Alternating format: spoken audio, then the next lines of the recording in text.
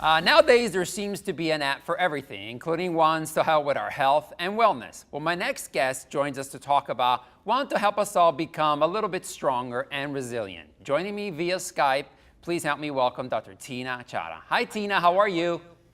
I'm great, Eraldo. How are you? I'm doing terrific. Thanks for being on the show with us.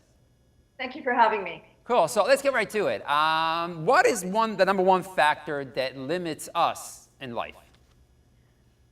Eraldo, I think it's our resilience. You know, if you're in the gym and you're working out, your trainer will tell you it's your mobility that limits you. Correct. In life, your resilience is your limiting factor.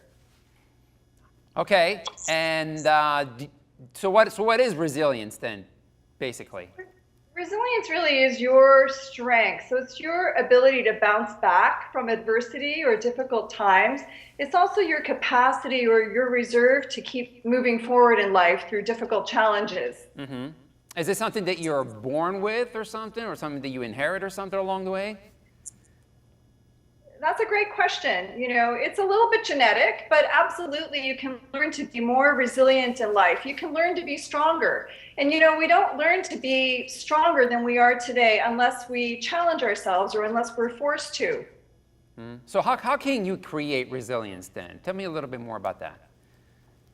Well, you know, we can create strength through what we do. So through our practices. So with respect to our emotional or psychological strength, we can enhance our resilience by doing things like positive practices, mindfulness, and meditation. Mm-hmm. Also things like volunteering and giving. These things help us to build a better brain and a stronger brain. Okay, and what are some of the advantages of resiliency, of creating resiliency?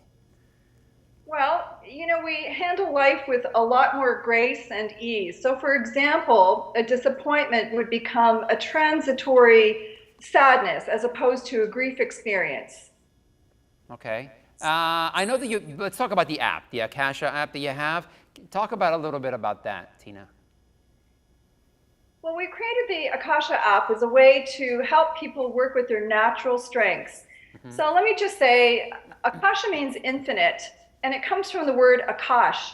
Akash means the sky, the blue sky. And Eraldo, wherever we live, you know, whether you're living in Canada or US or Europe, the sky is our one visual link. Whether you're rich or poor, no matter what your age. So the sky is our one visual link. So I called it Akasha because of that. And it is really about developing our infinite potential. And Akasha really begins with working with your natural strengths, and then you build on your natural strengths to keep moving forward. And why did you create the Akasha app? Well, I have this funny habit of when I can't find something that I need in my life, I create it. So I figured I'm like everybody else, and this is something that people can use. So it's a combination of positive practices, mindfulness, and meditation. It's a very contemporary or modern way to deal with life's problems. Okay, and how does it work? Well, so Akasha is built around the 5 elements. So again, all natural. Mm-hmm. So you get into the app, you can choose, or you can do the questionnaire and we'll suggest which elements to go to. So it's built around the 5 elements. So fire represents love and desire. Earth represents harmony and balance. Water has to do with flow and productivity. Metal is about success and accomplishment. And wood is innovation and creativity. So you go in, you can do the algorithm, and the questionnaire will suggest a couple of different elements to start with. And in every element, there's 7 different modules that you can choose from. Okay. They're all standalone, so you can start anywhere you want. And those 7 elements, did you want to go through them real quickly, or? Well, there's 7 elements. There's 7 modules for every element. So there's 5 elements. So that's 35. There's 35 options for you to choose from. Wow. So let's go through all of them here, because that would take me a little bit of time. Take a little bit longer, right? So I was going through your website, Tina, and I noticed that you had something that happened to you, right? When you were in your home, there was a gas leak or something, I understand. I know. I just wanted to make sure that it was a traumatic experience to go through. So I just want you to briefly how did you manage that? How was that something that affected you? Yes, thank you for asking me about that. I was rescued from my house from a house fire several years ago, and it was a tragic incident. There was a death involved, and so that experience really changed me, Geraldo. I was so grateful for being alive.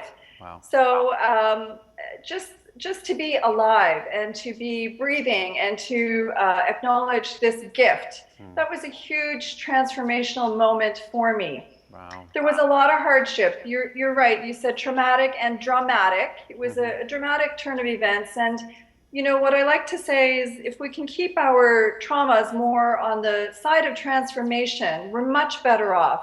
And so it was through that whole process, through the loss of my house, all of my possessions, through dealing with insurance companies and the aftermath of a fire and having 4 little kids, and there was a whole lot more as well that I won't get into, but I know. It's emotional. And when I read it, it really touched me here. And I'm so glad that everything worked out for you. But I wanted to thank you for being on the show, and lots of luck to you, okay? Stay in touch.